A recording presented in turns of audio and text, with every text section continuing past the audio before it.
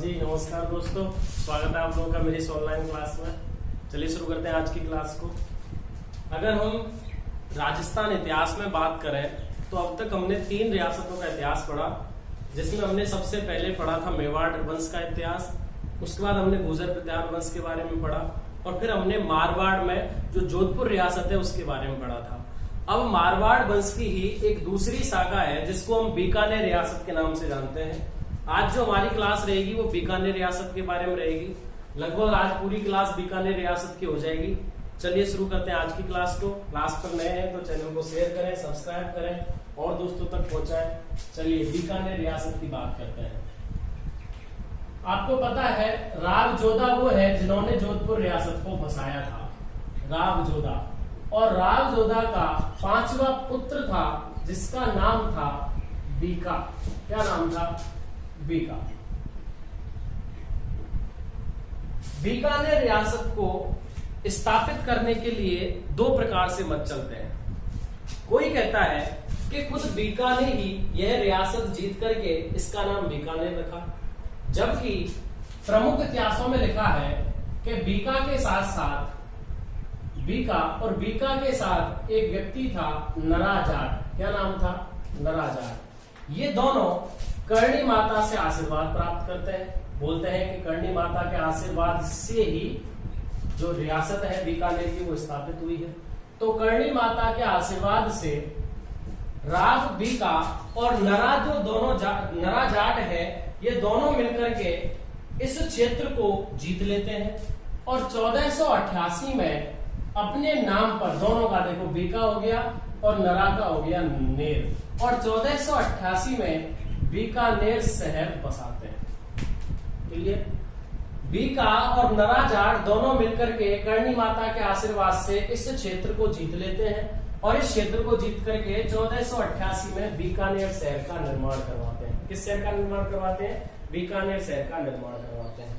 देखिए, कहीं इसको बीका का पुत्र भी बताया गया है, कहीं इसको खुद नरा जाट बताया गया है। हम ये क्वेश्चंस पेपर में बनते भी नहीं कि इसका पुत्र कौन था, ये इसका क्या लगता था, मौसा था, फूफा था, ऐसे क्वेश्चंस पेपर में नहीं बनते हैं। हमारा इतिहास को जानने का तत्व है नरा बीकानेर जो बीका सिंह है वो 1488 से लेकर के, यानी कि राव बीका जो है, अगर हम बीका के शासन की बात करें तो यह 1488 से लेकर के और 1504 तक शासन करता है। लेकिन 1504 में इसकी मृत्यु पर नरा शासक बनता है। कोई कहता है कि इसने अपने दोस्त नरा के नाम पर ही अपने पुत्र का नाम रखा था नरा। कोई कहता है कि बिल्कुल नरा जाति था। तो हमको कोई कहता से मतलब नहीं, हमको साहित्य को समझना है, इतिहास को समझना है।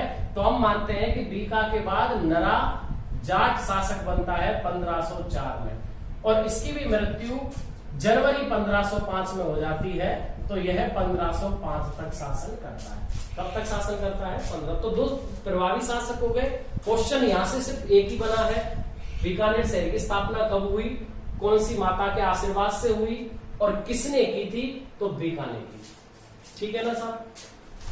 नरा जाट के बाद जो प्रमुख शासक बनता है उसका नाम है राव लूणकरण।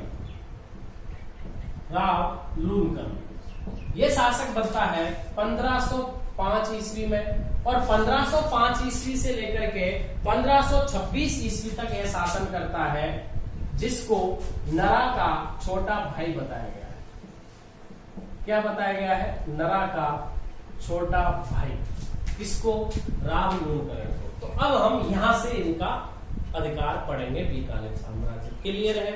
ज्यादा कि साहब उस ग्रंथ में ये लिखा हुआ है, उस किताब में ये लिखा हुआ है, ज्यादा ना सोचना, हमको अपना इतिहास समझना है। अब राव लूणकरण से शासन शुरू हो जाता है। देखिए, राव लूणकरण के समय बीटू सूजा ने एक पुस्तक लिखी थी, राव जैसी के समय लिखी थी, जो बीटू सूजा ने एक पुस्तक लिखी राव जैतसिरो छंद। जो राव जैतसी के समय लिखेगा, राव जैतसी आएगा इसके बाद, राव जैतसिरो छंद लिखी, जिसमें इसने इसको कलयुग का कर्ण कहा। कलयुग का कर्ण किसको कहा गया है? लूणकरण को कहा गया है। किसने कहा है? बीटू सूजा ने कहा है। कौन सी पुस्तक में कहा है? तो इसने राव जैतसिरो छंद नामक पुस्तक में कहा है। इसके समय 2 आक्रमण मिलते हैं। देखिए कौन कौन से मिलते हैं। इसने 1513 में नागौर के मोहम्मद खां को हराया था। 1513 में दौलत खां जो नागौर का था ना, जिसने सेवकी का युद्ध लड़ा था, फिर उसने हीरावाड़ी का युद्ध लड़ा था जोधपुर में, मारवाड़ रियासत के सेवकी का गंगा सिंह से 1529 में, 1533 में हीरावाड़ी का युद्ध लड़ा था, ठीक है ना, मालदेव से। उसका बाप था मोहम्मद खां। 1513 में नागौर के मोहम्मद खां को हराया था। किसने हराया था? नागौर ने। 1526 में यह है नागौर के पास एक क्षेत्र पड़ता है नारनौल, उसके नवाब पर आक्रमण करता है, ठीक है ना, नवाब पर आक्रमण किया इसने, और वहां पर धौसा नामक क्षेत्र में, धौसा एक क्षेत्र है, नारनौल, पाली और जालौर के आसपास के एरिया है, वहां पर इसकी मृत्यु हो जाती है, युद्ध में मृत्यु। मरिया साहब, धौसा मृत्यु, धौसा नामक क्षेत्र पर मृत्यु। किसके खिलाफ आक्रमण करने गया था? नारनौल के नवाब के खिलाफ। कब गया था? 1526 में। 1526 में इसकी मृत्यु के बाद इसका पुत्र शासक बनता है, जिसका नाम है राव जैतसी। देखो ये रियासत मिली हुई है किससे? मारवाड़ रियासत से। अभी सब कुछ पता चलता चला जाएगा, आता चला जाएगा। यह 1526 से लेकर के और 1541 तक शासन करता है। कौन शासन करता है? राव जैसी। राव जैसी के समय प्रमुख घटना क्या हुई थी, ये सुनिए, देखिए। सबसे पहले राव जैसी ने पुत्र, राव जैसी का एक पुत्र था जिसका नाम था कल्याणमल, जो इसके बाद शासक बनेगा। आप याद रखना कि कल्याणमल को खानवा के युद्ध में भेजा था, खानवा के युद्ध में। जोधपुर से कौन गया था? मालदेव। जोधपुर से कौन गया था? मालदेव। बीकानेर से कौन गया था? कल्याणमल। कौन से युद्ध में? खानवा के युद्ध में। किसका सहयोग देने के लिए? सांगा का सहयोग देने के लिए ये लोग युद्ध में गए थे। इसके समय 1534 में भटनेर को जीत लेता है, भटनेर को जीतता है, जीत लेता है कौन? कामरान। कामरान कौन था? बाबर का पुत्र। जीत लेता है कामरान। कौन था भैया? बाबर का पुत्र। लेकिन जब बाबर का यह पुत्र, जिसका नाम कामरान है, ये राव जैतसी की तरफ बढ़ता है, भटनेर भाई हनुमानगढ़ में पड़ता है, उससे नीचे, जब यह बीकानेर को जीतने आता है तो राव जैतसी बीकानेर में कामरान को 26 अक्टूबर 1534 को हरा देता है। 26 अक्टूबर 1534 को हरा देता है। किसको? कामरान को। 1534 में जनवरी फरवरी में भटनेर को जीतता है, फिर भाई साहब बीकानेर की तरफ बढ़ते हैं, लेकिन राव जैसी के हाथों हार जाते हैं। किसके हाथों हार जाते हैं? राव जैसी के हाथों। राव जैसी को अभी आप याद कर लोगे, मालदेव ने एक युद्ध लड़ा था, पहोबा का युद्ध 1541 में, याद करो। पहोबा का युद्ध मारवाड़ रियासत में पड़ा 1541 में। राव जैतसी वर्सेस राव मालदेव। राव मालदेव और राव जैसी में पहोबा का युद्ध होता है, जीत जाता है राव मालदेव और 2.5 वर्ष तक बीकानेर पर रहता है, 2.5 वर्ष अधिकार कर रखता है। कौन? राव मालदेव। किस पर? बीकानेर पर। राव जैसी का पुत्र, अभी पढ़ा नाम, कल्याणमल। यह कल्याणमल शेरशाह सूरी से जाकर के मिल जाता है। किससे जाकर के मिल जाता है? शेरशाह सूरी से। और एक अगला क्वेश्चन याद करो, 5 जनवरी 1544 को गिरी सुमेल जैतारण पाली का युद्ध होता है, जिसमें शेरशाह सूरी और कल्याणमल दोनों मिलकर के जोधपुर के मालदेव को हरा देते हैं और पुनः शासक बन जाता है 1544 में। कौन? कल्याणमल। कौन शासक बन जाता है? कल्याणमल। कब बनता है शासक? 1544। ठीक है, तो राव जैसी के बाद कौन आएगा? कल्याणमल। चलिए साहब, कल्याणमल के बारे में जानकारी करते हैं। बड़े अच्छे ढंग से एक एक शासक को पढ़ते जाइए, जहां पर हमारा क्वेश्चन ही नहीं रहे कि भाई कोई रह गया इसमें से। किताब, कविता सब पढ़ाएंगे हम आपको, सब समझिए, बस आप साथ में नोट्स बनाते जाइए। और अगर आपको पसंद है ये पढ़ाई का तरीका तो आप चैनल को शेयर करें, सब्सक्राइब करें, अपने दोस्तों तक पहुंचाएं, सहायता करें, करते रहें। चलिए राव कल्याणमल की बात करते हैं। राव कल्याणमल शासक कब बना? 1544 में। क्यों बना? क्योंकि 2.5 वर्ष तक, लगभग 3 वर्ष तक शासन किसका रहा था? मालदेव का। सॉरी, हाँ, मालदेव का। कहाँ का था राव मालदेव? जोधपुर का। कब तक रहा ये? 1574 तक। कब तक रहा? 1574 तक। जब कल्याणमल शासक बन जाता है तो कल्याणमल 1570 में जो शुक्र में शुक्र तालाब नागौर में जब नागौर दरबार लगता है तो उसमें अधीनता स्वीकार कर लेता है। अधीनता किसकी? अकबर की। तो अकबर की अधीनता किसने स्वीकार करी? बीकानेर की तरफ से राव कल्याणमल ने स्वीकार करी। कब करी?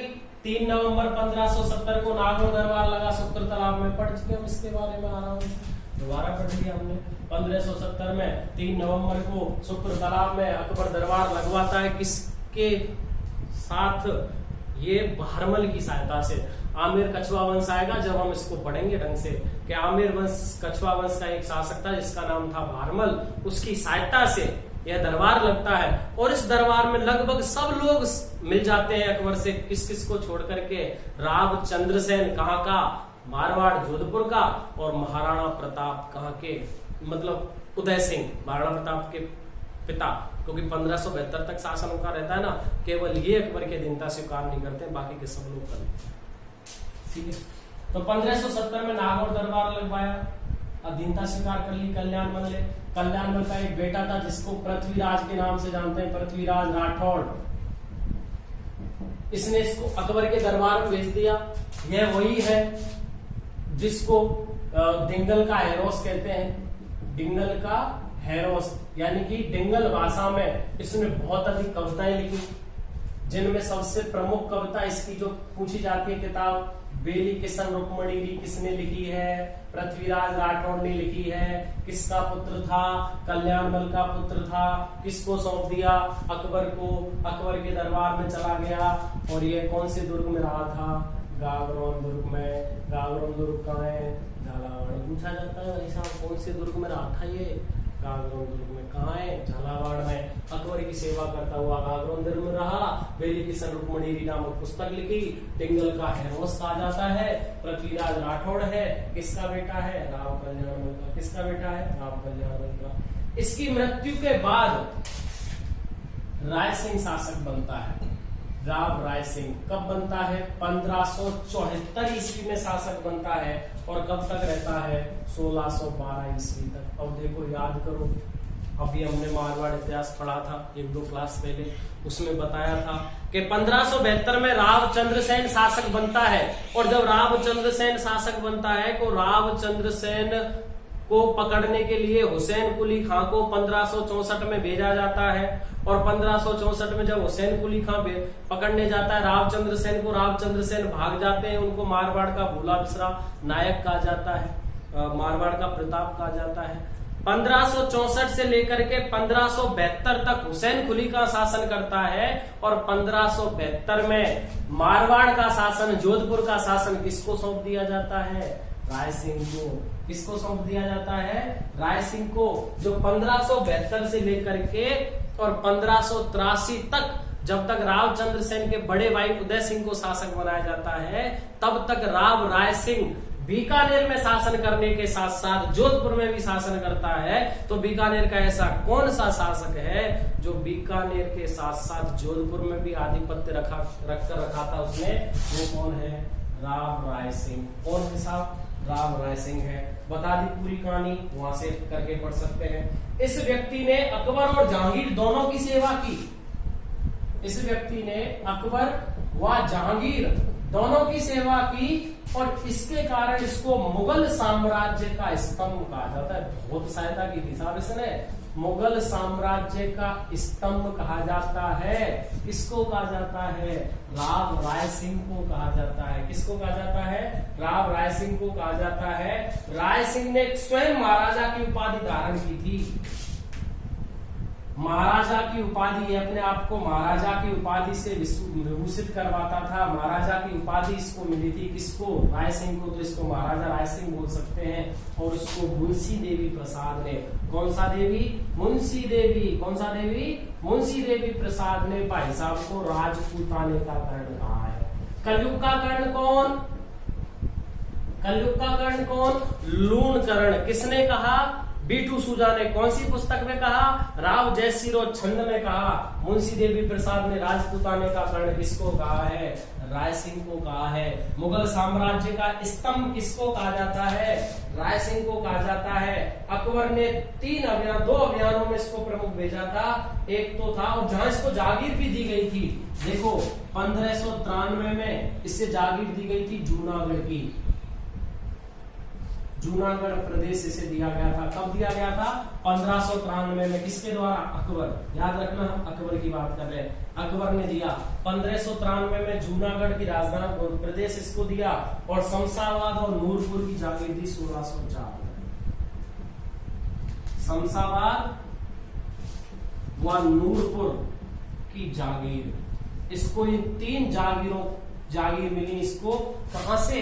अकबर के हाथों। 1593 में जूनागढ़ और 1604 में शमशाबाद व नूरपुर की जागीर दी गई। किसको दी गई? राव राय सिंह को। किसको दी गई थी? राव राय सिंह को। किसके द्वारा दी गई थी? अकबर के द्वारा। किसके द्वारा? अकबर के द्वारा। फिर अकबर ने वो जूनागढ़ प्रदेश जो वहां गुजरात में ये देख के आया था, उसी जूनागढ़ के नाम पर जूनागढ़ किला बनवाया। जूनागढ़ किला बनवाया। जूनागढ़ किला किसने बनवाया था? राव राय सिंह ने बनवाया था। कब बनवाया था? 1589 से लेकर के 1594 के बीच में जूनागढ़ किला, जिसे बीकानेर का किला कहा जाता है, यह किला किसके द्वारा बनवाया गया था? राय सिंह के द्वारा। जहां पर इसने एक प्रशस्ति भी लगवाई है, राय सिंह प्रशस्ति। कौन सी प्रशस्ति? राय सिंह प्रशस्ति। किसके द्वारा लगवाई गई है?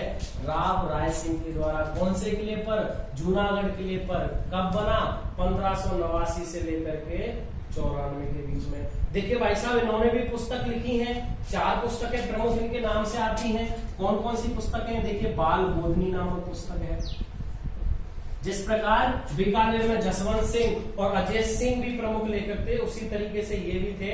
इन्होंने 4 पुस्तकें लिखी। बाल बोधनी लिखी, ज्योतिष रत्नमाला लिखी, बाल बोधनी लिखी इन्होंने, ज्योतिष रत्नमाला इन्होंने लिखी, बंधक वंशावली नामक पुस्तक भी किसके द्वारा लिखी गई है? राय सिंह के द्वारा लिखी गई है। और लिखेंगे अभी राय सिंह महोत्सव।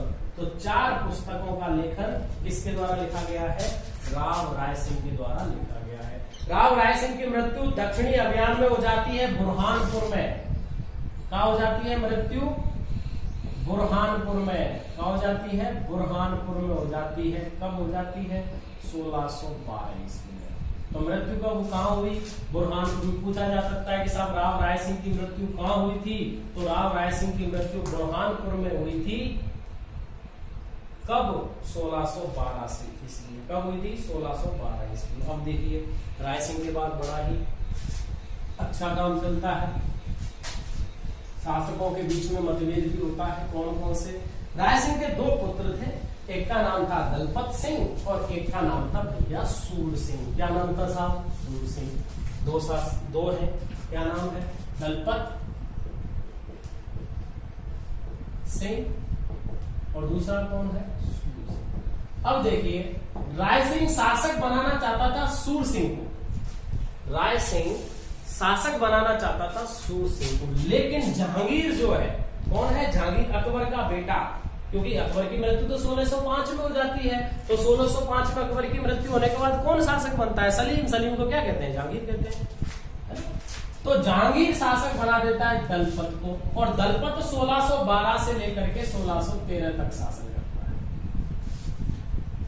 दलपत को शासक तो बना देता है सूर सिंह की जगह, लेकिन दलपत का व्यवहार शासक बनने के बाद बदल जाता है जहांगीर के प्रति। और जब जहांगीर के प्रति व्यवहार बदल जाता है तो भैया वो क्यों शासक बनाएगा? इसको हटा देगा। हटा दिया, बंदी बना लिया, मरवा दिया। लो साहब लिख देते हैं, जहांगीर ने बंदी बनाया, कैद में मार।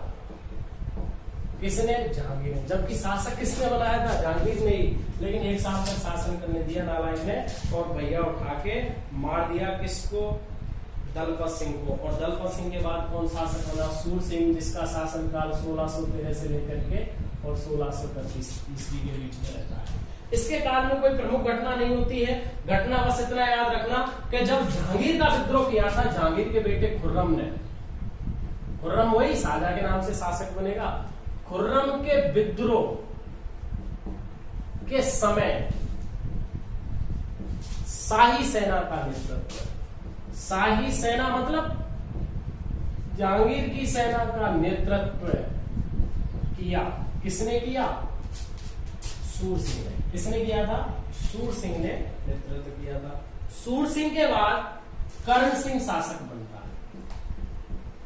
देखिए 3 कर्ण आएंगे, लूण कर्ण, कलयुग का कर्ण, फिर उसके बाद राय सिंह राजपूताने का कर्ण। एक भाई साहब नाम भी कर्ण है यार, किसी का नाम भी तो कर्ण होना चाहिए। तो ये 1631 से लेकर के 1669 तक शासन करते हैं। 1631 से लेकर के कब तक शासन करते हैं? 1671 तक। औरंगजेब की सर्वाधिक सहायता की इस भाई साहब, औरंगजेब की सर्वाधिक सहायता, अपने धर्म विरोध जाकर के सर्वाधिक सहायता का अगर नाम किसी का लिया जाए और सुना जाए ना, तो याद रखना औरंगजेब का ये है और मिर्जा राजा जयसिंह है। आमेर का मिर्जा राजा जयसिंह और बीकानेर का कर्ण सिंह ऐसे व्यक्ति हैं जिन्होंने औरंगजेब की सर्वाधिक सहायता की। कहा जाता है कि मध्य एशिया में औरंगजेब उज्बेकिस्तान, आपने सुना होगा उज्बेकिस्तान, जहां तो देश बन गए, उज्बेकों के नाम से लोग वहां रहा करते थे, उज्बेक जाति। तो मध्य एशिया में राजपूत जाते हैं, किसकी तरफ से? औरंगजेब की तरफ से। राजपूतों को बचाता है किनसे? उज्बेकों से। कौन? उज्बेकों से बचाता है कौन? कर्ण सिंह, जिसके कारण इनको जांगलधर पादशाह की उपाधि, बादशाह या पादशाह की उपाधि दी गई। जांगलधर बादशाह की उपाधि किसके द्वारा दी गई थी? औरंगजेब के द्वारा। जांगलधर बादशाह की उपाधि औरंगजेब या राजपूतों ने, ऐसे भी बोल सकते हैं। जो राजपूतों को ये बचा करके लाता है, वो राजपूत, जिन सैनिकों को ये बचा करके लाता है, वो सैनिक कर्ण सिंह को जांगलधर बादशाह की उपाधि से भूषित करते हैं। किसको करते हैं? कर्ण सिंह को करते हैं। किसको करते हैं साहब? कर्ण सिंह को। कर्ण सिंह के समय एक प्रमुख युद्ध होता है जिसे मतीरे की राड़ कहा जाता है। कर्ण सिंह के समय मतीरे की राड़ नामक एक युद्ध होता है 1644 में। कुछ नहीं होता है। अमर सिंह थाना नागौर का, जो जसवंत सिंह का भाई, जिसने सलावत खां को मार दिया था, साला किसका? शाहजहां का। शाहजहां के साले सलावत खां को अमर सिंह ने मार दिया था। उस अमर सिंह की नागौर का क्षेत्र और इन भाई साहब बीकानेर के क्षेत्र, जहां वहां पे जो वो होता है, क्या बोलते हैं, सीमा जो होती है, उस सीमा पर एक मतीरा था। वो मतीरे की बेल दूसरी सीमा में चली जाती है। उस मतीरे को लेकर के भाई साहब लड़ाई हो जाती है। बहुत सारा झगड़ा होता है सैनिकों में होता है वो झगड़ा, ठीक है ना। किसान और सैनिकों में होता है, राजाओं में नहीं होता है। तो उस युद्ध में कई लोग मर गए थे उस छोटी सी राड़ में। तो उस राड़ को मतीरे की राड़ कहा जाता है। किस किस के मध्य हुई थी? तो अमर सिंह तो था नागौर में, वर्सेस कर्ण सिंह कहाँ था? बीकानेर। ठीक है ना साहब। मतीरे की राड़ नामक युद्ध किन किन शासकों के समय हुआ था? तो अमर सिंह नागौर और कर्ण सिंह के समय हुआ था 1644 में। कर्ण सिंह इसके समय शासक था। इसके समय एक प्रमुख लेखक था जिसका नाम था गंगानंद मैथिली। गंगानंद मैथिली। गंगानंद मैथिली ने 3 प्रमुख पुस्तकें लिखी जिनका हम नाम अब तक पढ़ते हैं, जिनमें साहित्य, कल्पद्रुम नाम की एक पुस्तक है, गंगानंद मैथिली के द्वारा लिखी गई है। कर्णभूषण नाम की एक पुस्तक है, गंगानंद मैथिली के द्वारा लिखी गई है। और काव्य डाकनी नाम की एक पुस्तक है, ये भी किसके द्वारा लिखी गई है? गंगानंद मैथिली के द्वारा लिखी गई है। किसके समय लिखी गई? कर्ण सिंह के समय। किसके समय लिखी गई साहब? कर्ण सिंह के समय। कर्ण सिंह के बाद महाराजा अनूप सिंह शासक बनते हैं। कर्ण सिंह के बाद महाराजा अनूप सिंह शासक बनते हैं, जो 1698 तक शासन करते हैं। 1679 से लेकर के 1698 ईस्वी तक शासन करते हैं। यह है औरंगजेब की और अधिक सहायता करता है। और औरंगजेब ने दक्षिण का दमन करने के लिए दक्षिण में जो मराठा थे दक्षिण का दमन करने के लिए इसको भेजा, उससे प्रभावित होकर जिस प्रकार से इसने दक्षिण में दमन किया उस दमन से प्रभावित होकर औरंगजेब ने, औरंगजेब कौन पता ही है ना, जिसकी सहायता इसके बाप ने भी सर्वाधिक की, तो ये तो करेगा ही ना। औरंगजेब ने माही भरातिब, इसको माही भरातिब की उपाधि दी और माही भरातिब के साथ साथ इसको उपाधि दी थी महाराजा की, तभी इसको महाराजा अनूप सिंह कहा जाने लगा। तो महाराजा या माही भरातिब की उपाधि किसने दी? औरंगजेब ने दी। किसको दी? अनूप सिंह को दी। किस लिए दी? दक्षिण में दमन से प्रभावित होकर, जो दक्षिण में दमन किया इसने दक्षिण के मराठाओं वगैरह का अनूप सिंह ने, उससे प्रभावित होकर के इसको उपाधि दी गई। अनूप सिंह ने स्वयं ने कम से कम 6-7 पुस्तकें लिखी हैं और 6 पुस्तकें हैं, उनके नाम मैं आपको बता देता हूं। अनूप विवेक है, अनूपोदय है, ठीक है। कौन कौन सी पुस्तक है? अनूप विवेक है, अनूप विवेक के साथ अनूपोदय है, अनूपोदय के साथ साध प्रयोग है, गीत गोविंद है, चिंतामणि है, साध प्रयोग है, गीत गोविंद पर टीका, जयदेव वाली गीत गोविंद नहीं है, गीत गोविंद है, ठीक है ना। ये पुस्तकें किसके द्वारा लिखी गई हैं? अनूप सिंह के द्वारा। गीत गोविंद है, गीत गोविंद श्राद्ध प्रयोग भी है, चिंतामणि भी है, एक पुस्तक और है, नाम याद नहीं आ रहा हूँ उसका। 6 पुस्तकें इसने लिखी है।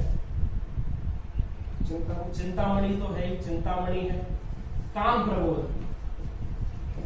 प्रबोध, तो ये 6 पुस्तकें हैं, किसके द्वारा लिखी गई है? अनूप सिंह के द्वारा लिखी गई। किसके द्वारा लिखी गई है? अनूप सिंह। देखिए अनूप सिंह को लेकर के हम थोड़ा इधर साइड में लिख लेते हैं। देखिए अनूप सिंह के समय कुछ कवि भी हैं जिनमें मणिराम था, यहां लिख देता हूं, अनूप सिंह के समय, ठीक है ना, मणिराम था, ये इसका दरबारी काव्य रहा है। मणिराम के द्वारा अनूप व्यवहार सागर और अनूप विलास, याद नाम रखिए, अनूप विलास तथा दूसरी किताब अनूप व्यवहार सागर, अनूप व्यवहार सागर किसके द्वारा लिखी गई है? मणिराम के द्वारा लिखी है। किसके समय था? अनूप सिंह के समय था। अनंत भट्ट दूसरा व्यक्ति, अनंत भट्ट किसके समय? अनूप सिंह के समय अनंत भट्ट था, जिसने तीर्थ रत्नाकर नामक पुस्तक लिखी। तीर्थ रत्नाकर नामक पुस्तक किसने लिखी? अनंत भट्ट ने लगी। किसके समय था? अनूप सिंह। अनूप सिंह के समय एक और व्यक्ति था जिसका नाम था भाव भट्ट। मैं इसको मिटा ही देता हूं, चलिए मिटा करके मैं इनका नाम आपको बताता हूं। तो अनूप सिंह की बात हम कर रहे थे। अनूप सिंह ने खुद ने 6 पुस्तकें लिखी हैं। चिंतामणि लिखी इसने, काम प्रबोध इसने लिखी, अनूप दैवी इसके द्वारा लिखी गई है। किसके द्वारा लिखी गई है? अनूप सिंह के द्वारा लिखी गई है। गीत गोविंद के बारे में भी इसने लिखा, श्राद्ध प्रयोग इसने लिखा और अनूप विवेक इसने लिखी। अनूप सिंह के समय मणिराम ने अनूप विलास लिखी, अनूप व्यवहार सागर लिखी और इसके समय अनंत भट्ट नाम का व्यक्ति था जिसने कौन सी पुस्तक लिखी? तीर्थ रत्नाकर। इसके समय भाव भट्ट नाम का व्यक्ति था जिसने संगीत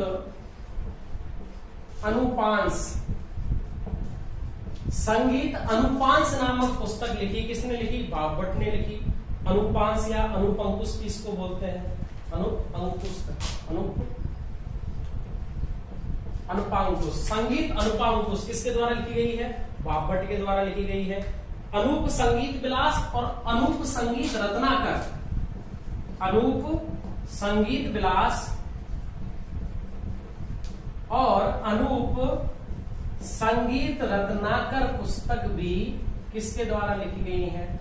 भाव भट्ट के द्वारा लिखी गई है। किसके द्वारा? भाव भट्ट। तो पुस्तकें हो गई अनूप सिंह के समय, दोबारा सुन लीजिए। अनूप विवेक, अनूपोदय, श्राद्ध प्रयोग, गीत गोविंद, चिंतामणि, काम प्रबोध अनूप सिंह ने लिखी। अनूप सिंह के समय मणिराम ने अनूप विलास, अनूप व्यवहार सागर लिखी। अनंत भट्ट ने तीर्थ रत्नाकर लिखी। भाव भट्ट ने संगीत अनुपांकुश लिखी, अनूप संगीत विलास लिखी और अनूप संगीत रत्नाकर लिखी। इसके बाद प्रमुख जो शासक उनमें स्वरूप सिंह, सुजान सिंह और गज सिंह आते हैं। कौन कौन से आते हैं? स्वरूप सिंह, सुजान सिंह और गज सिंह भी आते हैं। इनका काल कुछ बड़ा नहीं रहता है, सब नॉर्मल शासक हैं, स्वरूप सिंह है, सुजान सिंह है, गज सिंह है। अच्छा, गज सिंह के जरूर मैं आपको बता सकता हूं कि बादशाह अहमद शाह ने इनको राजेश्वर की उपाधि दी थी। राजेश्वर की उपाधि किसने दी थी? बादशाह अहमद शाह ने। बादशाह अहमद शाह ने राजेश्वर की उपाधि किसको दी थी? गज सिंह के दी थी। और गज सिंह के द्वारा बाद एक प्रमुख शासक बनते थे, इनका नाम है सूरत सिंह। और इनके समय ही बीकानेर रियासत का अंत हो जाता है, जो 21 मार्च 1818 को 21 मार्च 1818 को संधि कर लेते हैं। किनसे? अंग्रेजों। किनसे संधि कर लेते हैं? अंग्रेजों से संधि कर लेते हैं। तो ये कौन सी रियासत है?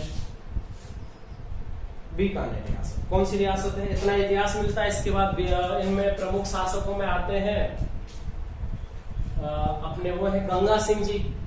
1921 में नरेंद्र मंडल की स्थापना उनके द्वारा की गई थी। गंग नहर उनके द्वारा लगवाई गई थी। गोलमेज सम्मेलन में उन्होंने भाग लिया था। रोम नोट नाम से एक पत्र उन्होंने प्रकाशित किया था।